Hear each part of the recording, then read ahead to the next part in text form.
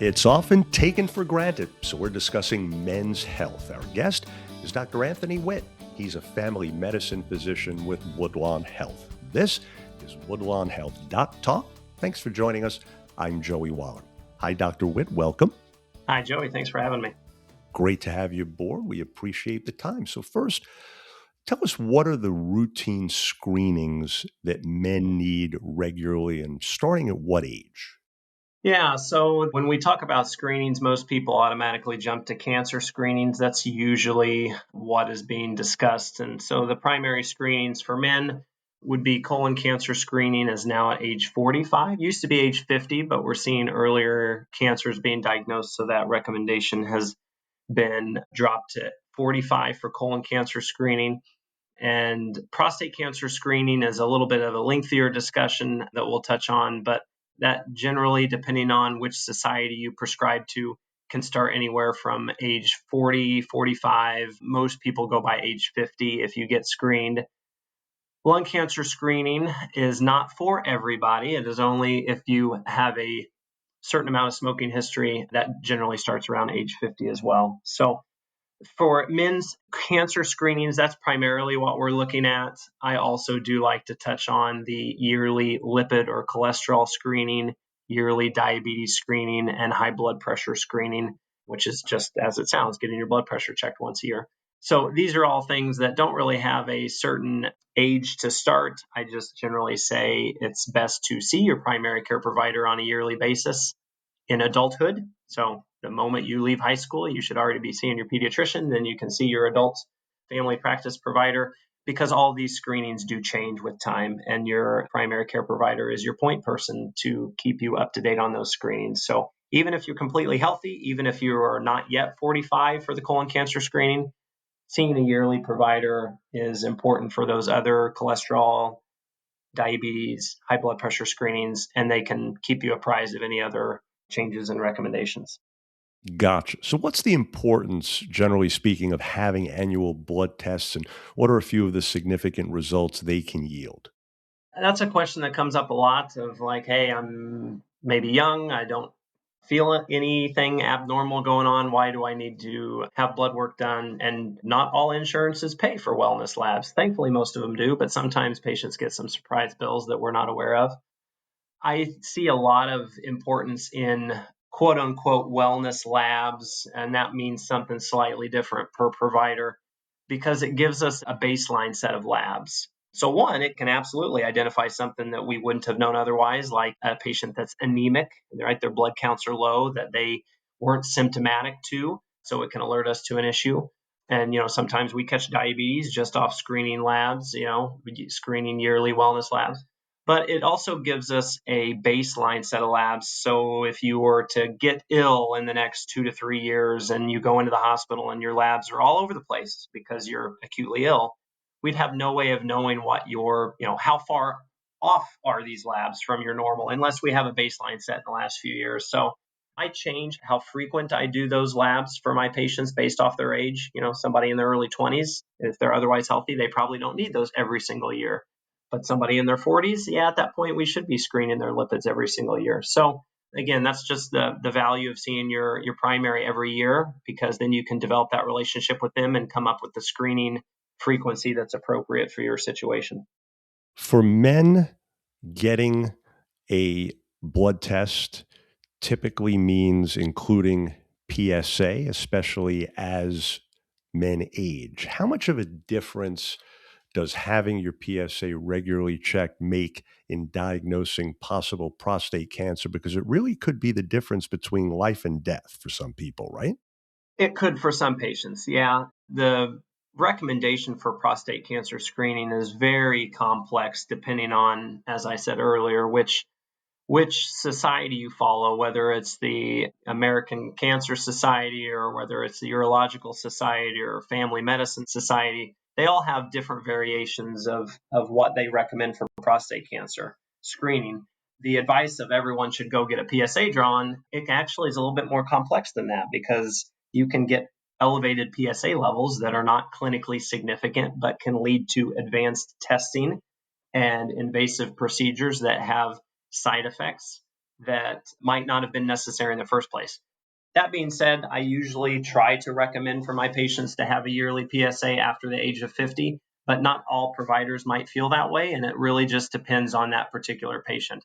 Certainly, if you're waiting for symptoms to develop to alert you to the possibility of a cancer, then oftentimes that is potentially already metastatic, depending on the type of prostate cancer you have. So early identification is always the key, and that's regardless of the cancer, right? That's why we do colonoscopies before they have symptoms for colon cancer screening. That's why we do lung cancer screening for men that have a very strong smoking history before they develop a chronic cough and are coughing up blood. We try to identify these things earlier, and that's where the value of the PSA comes in. Let's try to identify a potential cancer before it gets to the point where it's advanced and symptomatic.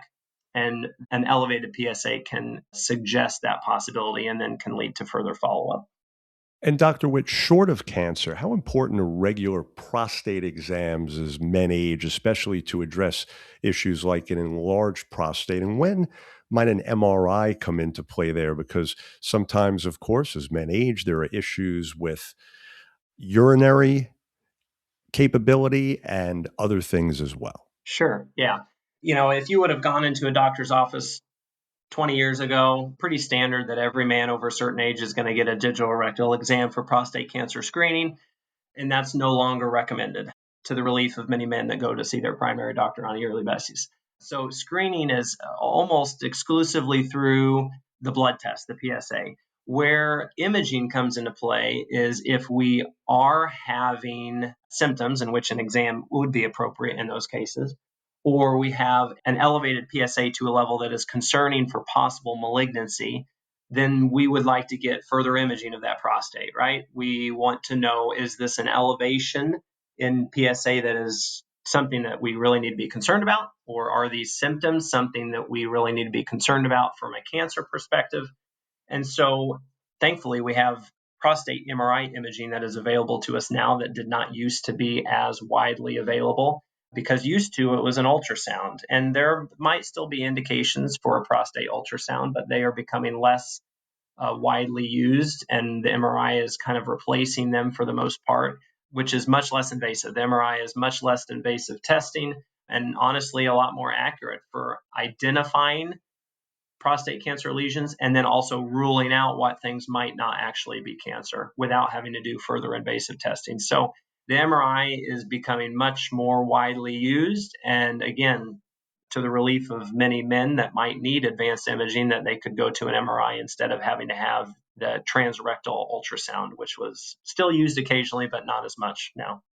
And which I'm sure doctors didn't love doing either, right? Exactly. Yeah. So it's a win-win all around. Absolutely. Switching gears a little bit, Doc, can you discuss how colon cancer screening, ideally with a colonoscopy, the gold standard there, can also make the difference dramatically in terms of diagnosis? Because much like in the case of prostate cancer, colon cancer, if caught early, usually very treatable. If caught later, sometimes not so much, right? And this was without prompting. I love that you dropped gold standard for colonoscopy, because that's the exact verbiage that I use in the exam room. There are a few different ways to screen for colon cancer, but the two most common is the colonoscopy and then Cologuard, which everybody sees advertised on TV. That's the cute little box that gets mailed to your house, and you provide a sample and you send it back. So both are good screening tests, but yes, the colonoscopy is definitely the gold standard, and I don't see that being replaced as the gold standard, maybe ever, but I can't see that far into the future. Direct visualization of the entire inside of the colon just cannot be beat. It can't be underestimated how important that is. I also like to explain to my patients that one thing many don't think about is it can actually not only screen for colon cancer, it can help prevent colon cancer, because you can remove some of these polyps before they have a chance of even growing up into a cancer. Not all polyps equal future cancers. Most of them are not. But if you can remove one that could have become a cancer in the future, then you have prevented it before it even got to the clinical stage of a cancer. But as you had mentioned, early detection is absolutely key. I already in my early career have a handful of patients that had gone for a routine screening colonoscopy and identified an early colon cancer mass, which is still, great that we catch it early. It's still a big deal, right? They still have to have part of their colon removed and potentially further treatments, but the survival rate is dramatically higher the earlier that you catch it. If you wait until you are having symptoms, oftentimes it's quite advanced at that stage. Couple of other things for you. One being, why is it that men still in 2026 avoid seeking medical care? There's still that machismo or ego or whatever it may be, right? Yeah, I would say I think that's slowly improving, culture norms slowly changing a little bit, but I still have quite a few men that are only brought in at the urging of their spouse or their significant other that is essentially making them come into the office. I think you'd mentioned the machismo ideal set. It's a weakness if you have to ask for help. It's a weakness if you're just going to go get screening. I kind of think of the old jokes about men driving for hours in circles in a parking lot because they refuse to ask for directions to the next stop, right? If you have to ask for help, it is a failure and it's a weakness. And so I think that kind of sentiment creeps into other areas of life, including health. And this next point, not just unique to men, but both men and women, is the fear of what might be found if you do go, right?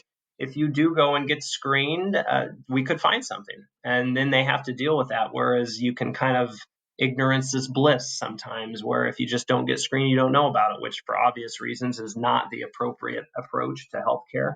So I think it's those kind of two big factors that are still keeping men out of exam rooms is they don't want to look like they need to rely on somebody else to help keep them healthy. And they maybe might be fearful of what we find if we do meet them in the exam room. And then in summary here, kind of picking up on that thought, what are your general recommendations for men to keep in mind in order to stay healthy and remain being a once annually patient for as long as possible? Because one advantage, certainly, that we haven't discussed is if there is something that you're hesitant about seeing a doctor for, maybe embarrassed, uncomfortable, whatever the case may be, if you do see someone, whoever it is, regularly, a lot of that goes away because there's a relationship there, right? Yeah, as you develop a rapport with your provider, even if you only see him once a year, you get more comfortable with that provider. And then it's easier to come to them with a very personal concern that you wouldn't share with anybody else outside of an exam room. So just going once a year just kind of helps break down that barrier a little bit. I think often and have these discussions with patients of like, what is the most, if I had to boil down all of medicine into what's the most important thing to be a healthy human? Because everyone kind of wants that secret sauce. They want to know what the secret is, what the shortcut is, and it's the same boring stuff that we hear all the time of getting adequate sleep at night, getting exercise on a regular basis, and drinking plenty of water every day. And honestly, of the three of those, getting adequate sleep every night is what I always rank as number one. Now, what adequate sleep is each night, it depends on your age and it depends on your gender and it depends on various other things. And that's something to discuss with your primary provider. But starting from a young adult, if you want to stay healthy and stay a once a year patient, and not become a diabetic and not have to rely on high blood pressure medications and all this kind of stuff, if it is lifestyle driven, because there are genetic factors at play, but if it is lifestyle driven, if you're getting adequate sleep every single night and being rested during the day, drinking plenty of water, and then exercising a regular basis, which is 150 minutes every week of moderate intensity activity, that's a pretty darn good start to a healthy life. Absolutely. Great advice indeed. Well, folks, we trust you're now more familiar with maintaining good men's health. Dr. Witt, keep up all your great work. And thanks so much again. Thanks, Joey, for having me. I appreciate it. Same here. And for more information, please do visit woodlawnhealth.org or call 574-223-3141. If you found this podcast helpful, please share it on your social media. I'm Joey Waller. Thanks again for being part of Woodlawn Health Doc Talk.